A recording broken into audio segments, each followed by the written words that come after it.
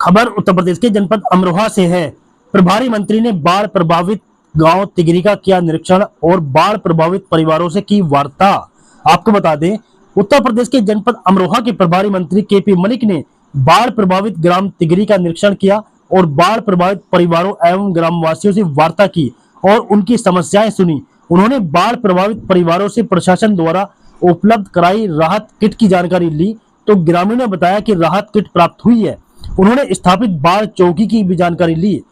उन्होंने कहा कि फसलों के नुकसान का सर्वे कराया जाएगा और सरकार द्वारा उन नुकसान की उचित भरपाई की जाएगी। प्रभारी मंत्री केपी मलिक ने संबंधित अधिकारियों को निर्देश दिए कि सर्वे में एक भी किसान छूटना नहीं चाहिए। उन्होंने सभी से कहा, यहाँ आने का उद्देश्य आपकी समस्या को सुनना और उसका निस्तारण करना है। इसके साथ ही अमरोहा के मोहल्ला दानिश मंदान निवासी 3 सगे भाई जो गंगा में मुंडन संस्कार के समय नहाते समय डूब गए थे, उनके परिवार से मुलाकात कर संवेदना व्यक्त की और ढांढस बनाया। उन्होंने उप जिलाधिकारी धनोरा से तलाश के लिए लगाई गई टीमों की जानकारी ली और निर्देश दिए कि पीड़ित परिवार के रहने एवं अन्य आवश्यक व्यवस्थाएं सुनिश्चित की जाए। मंत्री जी, आज तिगरी आना हुआ है, क्या प्रोग्राम था पहले इसके बारे में? इसकी 2 वजह थी। एक तो यहाँ 3 बच्चे डूब गए, उनके संबंध में उनकी परिजनों से हमें मिलना था मानवता के नाते, और वजह जाननी थी कि किस वजह से वो डूबे हैं।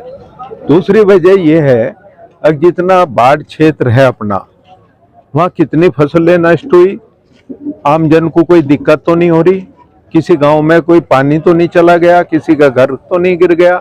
आदरणीय मुख्यमंत्री जी के ये आदेश है, कैसा डूब का जो भी क्षेत्र है उसमें जाके अपने जनप्रतिनिधि जैसा कि विधायक जी मेरे साथ हैं, प्रशासनिक लोग मेरे साथ हैं, हम सब ये जान लें दिक्कत क्या है और उस दिक्कत को हम समाधान करने का काम करें। तिगरी के लोगों की काफी लंबे समय से मांग चली आ रही है पक्के घाटों को लेकर, क्योंकि जो अंतिम संस्कार होता है, अब जैसे बरसात का समय है तो कहीं वो सड़क के किनारे होता है तो पोल्यूशन बहुत ज्यादा लोगों को दिक्कत करता है, इसके बारे में क्या है? इसकी सभी विस्तार से बात हुई, इस पर विचार तो होगा, पर साथ के साथ ये भी मैं निवेदन किया है कि ये आपका सामाजिक फैसला है। अगर कोई दूसरे गांव के लोग यहाँ पे आके दाह संस्कार करे तो सरकार उसे रोक नहीं सकती। एक निवेदन कर सकती है कि हम आपके यहाँ एक शमशान घाट बना लेंगे, हम आपके यहाँ अच्छी व्यवस्था दे देंगे, अपने गांव के दाह संस्कार अपने रीति रिवाज के अनुसार वहाँ कर लें। तो यही विचार विमर्श इन सब भाई लोगों से मेरा हुआ है। अभी जो 3 सगे भाई डूबे हैं, उससे पहले जो व्यवस्थाएं थी यहाँ पर जो है, तो मुझे ऐसा लगता है कि व्यवस्थाएं बिल्कुल जीरो थी, क्योंकि ना तो कोई बैरिकेडिंग ना कुछ था। अब उसमें वो 3 भाई जो है वो चले गए हैं, अभी भी उसमें ऐसा लगता है कि कोई व्यवस्था नहीं है यहाँ प्रशासन की तरफ। बैरिकेडिंग लगाया भी नहीं जा सकता। अब बैरिकेडिंग 1 किलोमीटर लगा दोगे, आप 3 किलोमीटर लगा दोगे पूरे एरिया में, तो आप बंद नहीं कर सकते। आस्थावान तो आदमी वहीं पहुंचेगा जहां से वहां तक गंगा जी तक पहुंचने का मौका मिलेगा।